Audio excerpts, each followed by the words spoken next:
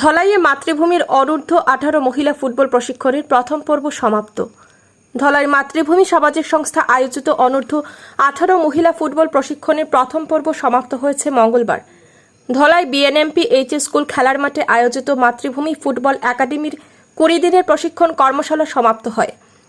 Football প্রশিক্ষণ কর্মশালার প্রশিক্ষক হিসেবে ছিলেন হিরণময় দাস। প্রশিক্ষণ গত 20 দিন থেকে চলে আসছে। আগামী 1 আগস্ট থেকে মাতৃভূমি ফুটবল কাপ শুরু হওয়ার জন্য সাময়িক বিরতি রাখা হয়েছে। অক্টোবর মাসে পুনরায় চালু করা হবে প্রশিক্ষণ কর্মশালা। কর্মশালায় অন্তিম দিনে অতিথি উপস্থিত ছিলেন বিএনএমপি এইচ স্কুলের অধ্যক্ষ পিনাক চক্রবর্তী, সোনাই মাধবচন্দ্র দাস কলেজের সহকারী অধ্যক্ষ আব্দুল মতিন লস্কর, শ্রীভূমি জেলার প্রাক্তন ডিএসএ বদরুদ্দিন মজুমদার। বক্তব্য রাখতে গিয়ে বক্তারা বলেন, ধলাইয়ে ফুটবল একাডেমি গঠন করে খেলোয়াড় তৈরি করতে হবে। কর্মশালায় মাতৃভূমি সামাজিক সংস্থার সভাপতি শীতাংশু দাস প্রশিক্ষণ কর্মশালায় অংশগ্রহণকারী খেলোয়াড়দের উদ্দেশ্যে মূল্যবান বক্তব্য রাখেন। তাছাড়া কর্মশালায় উপস্থিত ছিলেন জেলা রেফারি কমরুজ্জামান লস্কর, মাতৃভূমি ক্রীড়া সম্পাদক পিঙ্কু বর্মন, সম্পাদক অশোক দাস, কোষাধ্যক্ষ বাপ্পা পাল, লীলাপুর কায়স্থ প্রমুখ। নিউজ ডেস্ক রিপোর্ট, শিলচর সংবাদ। যেটা মহিলা ফুটবল টিম তৈরি করার জন্য আমরা যেটা কোচিং শুরু করেছিলাম, প্রথম পর্যায়ের 20 দিনেরটা আজকে সমাপ্ত হলো।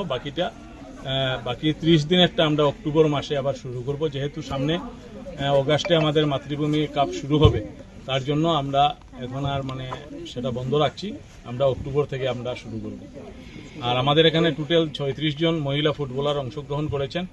আর আমরা অক্টোবরে যেটা শুরু করব, তাদের 36-এর সঙ্গে আমরা আরও 14 যোগ করব। আন্ডার 14 আরেকটা টিম আন্ডার 14-এর আমরা যুক্ত করে আমরা 30 দিনের সেই কোচিং ক্যাম্পটা এখানে করাবো। তাছাড়া আমরা আন্ডার 14 বয়েজ আমরা এখানে কোচিং ক্যাম্প শুরু করব, সেটাও অক্টোবর মাসে আমরা শুরু করব।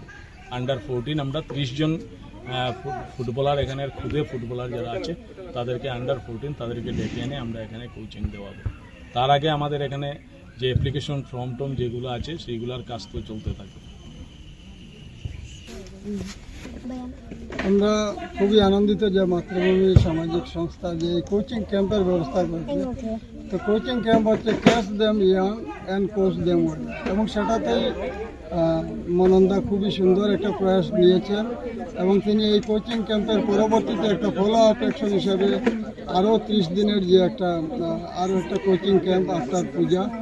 তো আমি আশা করি একমাত্র খেলাধুলাতে ছাত্রছাত্রীরা এগিয়ে আসার জন্য কোচিংটাই হচ্ছে মূল বস্তু, এবং সেটাতে ভালো কোচ এবং কোচিং। আমি আশা করব মাতৃভূমি এনজিওর সৌজন্যে এই সমস্ত বাচ্চারা একদিন প্রতিষ্ঠিত খেলোয়াড় হয়ে উঠবে এবং তারা ইন্টার ডিস্ট্রিক্ট এবং বিভিন্ন আসামের বিভিন্ন প্রান্তে গিয়ে খেলবে। এবং আমি আশা করি আমাদের এই চাকরিতেও তাদের যখন ভালো হেলথ হবে, ভালো তারা পড়াশোনা করবে এবং চাকরিতে পুলিশের চাকরি পাওয়া তাদের জন্য অনেক সোজা একটা ব্যাপার হবে। এই বলে আমি আমার বক্তব্য শেষ করছি। ধন্যবাদ। প্রথমতই ধন্যবাদ জানাই মাতৃভূমি ফুটবল একাডেমিকে, যাদের শুধুমাত্র সামাজিক কার্যকলাপ নয়, প্রত্যেকটা স্তরে সমাজের প্রত্যেকটা স্তরে বৃহত্তর দলাই অঞ্চল সহ কাছাড় এবং বরাক ভূমিতে তারা যে নেতৃত্ব সহকারে সমাজের বিকাশে এগিয়ে আসছে, এটা আমাদের কাছে একটা বাড়তি পাওনা। কারণ আজকাল সঠিক সংগঠন পাওয়া খুব কঠিন।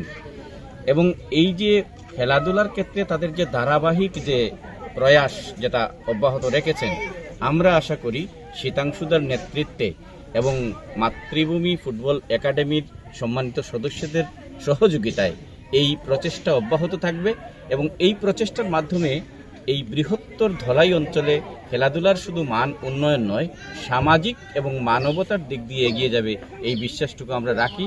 এবং শীতাংশুদা যেভাবে কাজ চালিয়ে যাচ্ছেন, এটার ভূয়সী প্রশংসা করছি এবং তাদেরকে সহযোগিতা করবার জন্য বৃহত্তর অঞ্চলের মানুষদের কাছে আহ্বান জানাচ্ছি। 20 দিনের মহিলা ফুটবল যে একাডেমি, সেটার পরিসমাপ্তি হচ্ছে।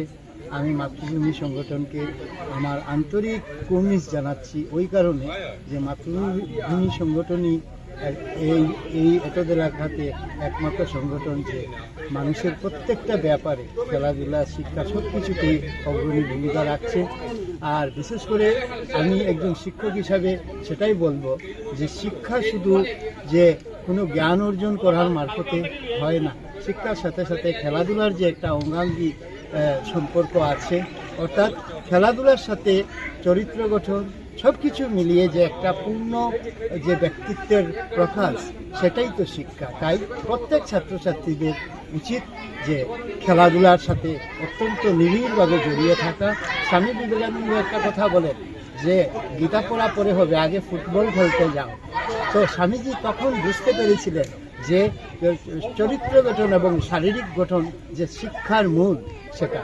যাই হোক, আমি এখানে কচিকাচা আজকে যারা মেয়েরা অংশগ্রহণ করেছে ওদের উদ্দেশ্যে আমি এটা বলবো যে ওদের মধ্যে থেকে ভবিষ্যতের ভালো খেলোয়াড় উৎপন্ন হবে এবং মাতৃভূমি সেটা দেখিয়ে দিচ্ছে। সেটাও আমি মাতৃভূমির কাছে অত্যন্ত নাগরিক হিসাবে কৃতজ্ঞতা জ্ঞাপন করছি। এইভাবে আরও সুন্দর সুন্দর আমরা প্রশিক্ষণ দেখতে পারবো, সেটা আশা করছি। অনেক ধন্যবাদ। কোচিং ক্যাম্পের আয়োজন হয়েছিল আমাদের ভেলাই সমষ্টির মাননীয় বিধায়ক নিহার রঞ্জন দাস এবং গতকালকে